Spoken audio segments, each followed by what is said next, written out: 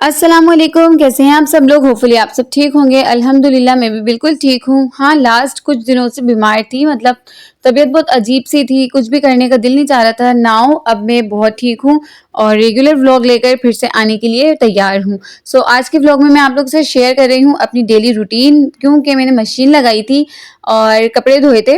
तो उसके बाद फिर वो जो मशीन का पानी और सब होता है ना, तो मुझे पूरा मेरा सहन क्लीन करना पड़ता है। तो मैं यहाँ पर पोछा लगा रही थी बिल्कुल मासियों वाली हालत में और पोछा लगाते लगाते सडनली मेरी नज़र यहाँ पर पड़ी, तो अल्लाह, यहाँ पर इतनी ज़्यादा चींटियाँ हो रही थी। लाइक बच्चे बबल वगैरह ये टॉफ़ियाँ खा के ऐसे ही कहीं भी फेंक देते हैं, और वो चींटियाँ इतनी सारी हो रही थी कि मैं एकदम डर गई कि पता नहीं क्या हो गया। तो मेरे पास ये कॉकरोच किलर एक इंजेक्शन पड़ा हुआ था और ये वाला इंसेक्ट किलर पाउडर है। तो ये बहुत ही ज़बरदस्त है। मैं अभी ये डालूँगी और विदिन 5 मिनट सारी चींटियाँ ख़त्म हो जाएगी और सब मर जाएँगी। तो ये यहाँ पर मैंने ना थोड़ा-थोड़ा करके सारा पाउडर स्प्रिंकल करना स्टार्ट कर दिया था।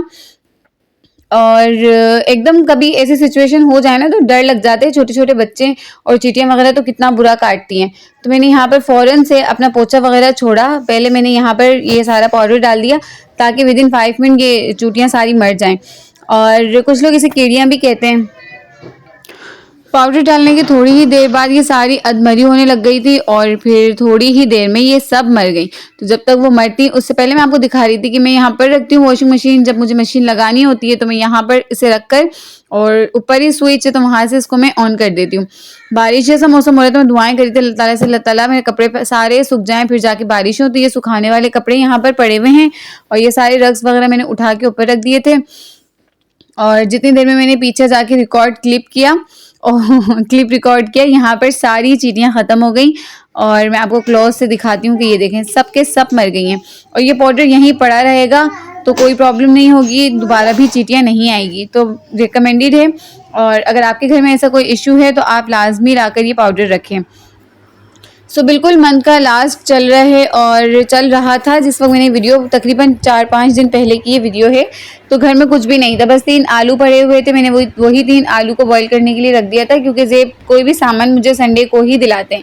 अगर संडे से पहले कोई सामान ख़त्म हो जाए ना, तो फिर मेरे लिए थोड़ी सी प्रॉब्लम हो जाती है संडे तक वो सामान को चलाना। सो मैं यहाँ पर बच्चों का दूध बॉईल करने रख दूँगी, क्योंकि गैस का पता नहीं होता है, काफ़ी इशू है। तो गरम करने वाले जो भी शाफ़े का थर्मोस वाला पानी होता है वो मैं गरम करके रख देती हूँ। शाज़िन का दूध पकाने वाला होता है वो मैं गरम करके पका के रख देती हूँ, ताकि फिर मुझे प्रॉब्लम ना हो। और आलू भी मैंने, जब तक मैं ये काम कर रही थी ना, मैंने आलू भी बॉईल करके रख दिए थे। सो मेरी प्लानिंग थी कि मैं आलू के पराठे बनाऊंगी, बट अल्लाह ताला ही जानते हैं हमारी प्लानिंग कुछ और होती है, अल्लाह ताला की प्लानिंग हमारे लिए कुछ और होती है।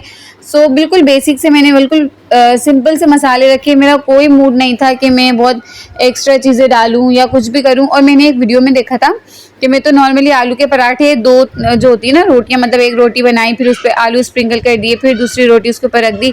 तो हमेशा मैं इस तरह से आलू बनाती थी, आलू के पराठे। इस बार मैंने सोचा कि जो मैंने वीडियो में तरीका देखा था ना, मैं उस मेथड से पराठे बनाती हूँ, और गलती मुझसे कहाँ हुई वो भी मैं आपको बताऊँगी। तो मैंने आलू के अंदर प्याज डाल दी है। प्याज डालने के बाद कुटी हुई मिर्चें डाली। तो मुझे एकदम याद आ गया कि शाफ़ी स्पाइसी नहीं खाता है, तो मैंने शाफ़ी के लिए थोड़ा सा मसाला सेपरेट कर लिया था। और उसके बाद मैंने एक्स्ट्रा जो है ये कुटी हुई मिर्चें डाली, थोड़ी सी लाल मिर्चें डाली, नमक डालिया, नमक ऐड कर दिया। और उसके बाद मैंने डाला था थोड़ा सा चाइनीज़ सॉल्ट, क्योंकि आलू तो बिल्कुल बेजायका होते हैं, फीके होते हैं। हमें उसे फ्लेवर देने के लिए इसके अंदर स्पाइसेस को इन्हेंस करना पड़ता है। तो हम चाहते थे इसमें, मैं अगर चाहती तो मैं ब्लैक पेपर भी डाल सकती थी, बट मुझे थोड़ा स्पाइसी भी खाना था और नॉर्मल से फ्लेवर का खाना था। ज़्यादा मेहनत करने का मेरा कोई दिल नहीं था।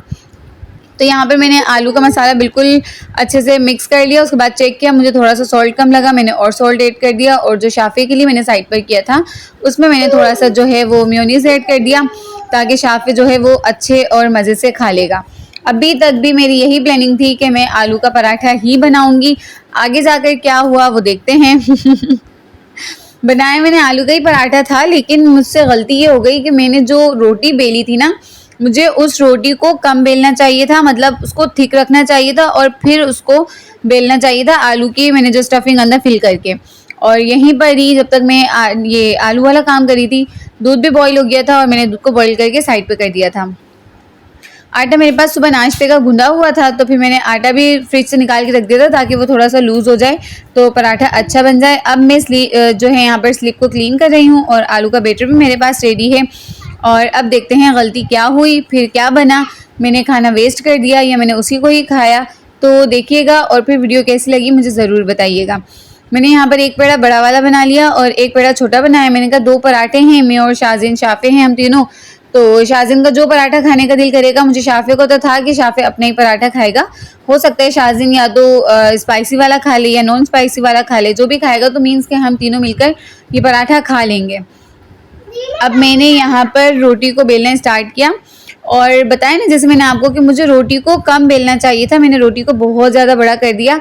यही बस वो पॉइंट था कि मुझे इतनी रोटी छोड़ देनी चाहिए थी, जिसके आगे मैंने रोटी को सही वाला दबादब बेला क्योंकि रोटी तो इसका जो बॉटम था वो तो थिन हो गया ना, और मुझे ठीक रखना चाहिए था, तो पराठा तो फिर फटना ही था।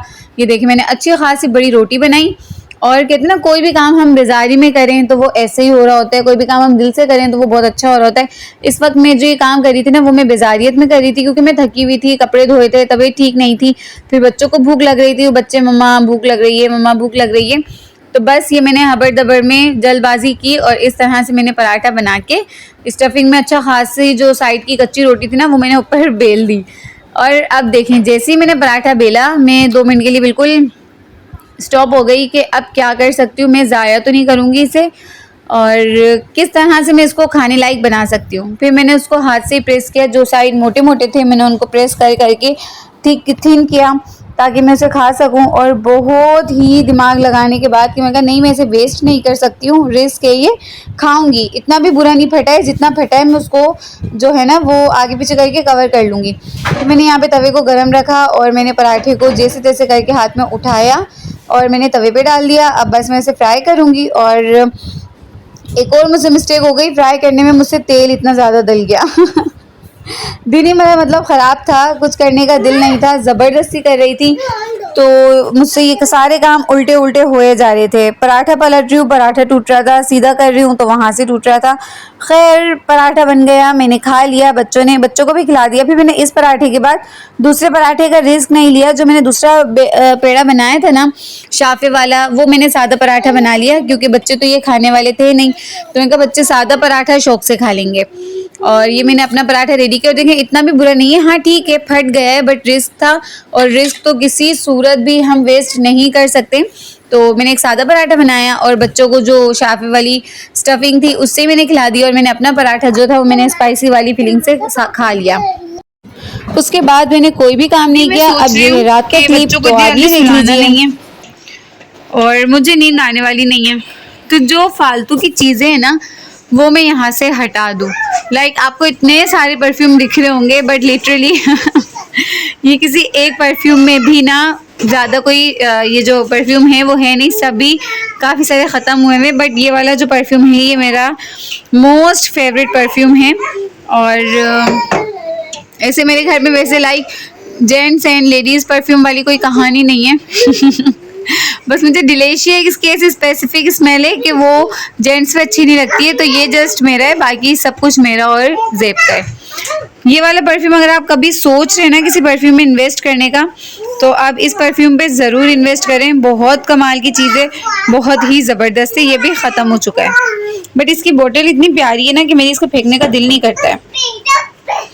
और ओल्ड इज़ गोल्ड हमेशा से बहुत ही ज़बरदस्त, बहुत ही प्यारा, अफोर्डेबल और लॉन्ग लास्टिंग परफ्यूम है ये डिलीशिया, मुझे बहुत ज़्यादा पसंद है। तो ये सारे परफ्यूम्स हैं जो कि मैं अभी डिस्कार्ड करने वाली हूँ। आप यकीन करें ये सारे परफ्यूम मतलब मैं हर मंथ तो लाती ही थी, बट ये कुछ 3 मंथ्स से मैं परफ्यूम नहीं लाई हूँ, और ये सारे परफ्यूम्स लास्ट 3 मंथ में ही आए हैं और ये सब के सब ख़त्म है। मीन्स के ज़ेब इतने मिक्स एंड मैच करके लगाते हैं ये सारे परफ्यूम्स के सारे परफ्यूम एक साथ ही ख़त्म हो जाते हैं। तो देखें सारा परफ्यूम फेंकने में चले जाएंगे अब ये, और बोतल्स इतनी खूबसूरत है कि मेरा फेंकने का दिल नहीं कर रहा, लेकिन मैं रख के भी क्या करूँगी बताएं आप लोग ज़रा। तो अब मैं जो अगेन लेकर आऊँगी ना वो ये वाला परफ्यूम है, तो मेरे पास ये रिकॉर्ड रहेगा ना, अच्छा रहेगा, वरना तो फिर मैं भूल जाऊँगी और ना मुझे याद ही नहीं आएगा। अगेन मैं इसे लेकर आऊँगी। और डिलीशिया मेरे पास माय ऑल टाइम फेवरेट हमेशा होता है, और ये वाला मिस गेरी ये भी है ये वाला भी परफ्यूम है। बाकी ये सारे मैं अभी फेंक दूंगी। ये है मेरे बच्चों का बचपना, गाड़ी को इस तरह से रख लेते हैं। और ज़ेब को बहुत शौक है, मतलब उनकी ड्रीम कार है कि उनके पास हाईजेट हो, तो इंशाल्लाह वो भी होगी। लेकिन उनका जो ख्वाब है ना, जो ड्रीम है, वो बच्चों में ट्रांसफ़र हो गया है कि दोनों बच्चों को हाईजेट का इतना ज़्यादा शौक हो गया है कि ये शाज़िन की हाईजेट है और ये शाफ़ी की हाईजेट है। सारा दिन दोनों यही बैठ के काम कर रहे होते हैं, सारा दिन। अरे हाथ आ जाएगा भाई का।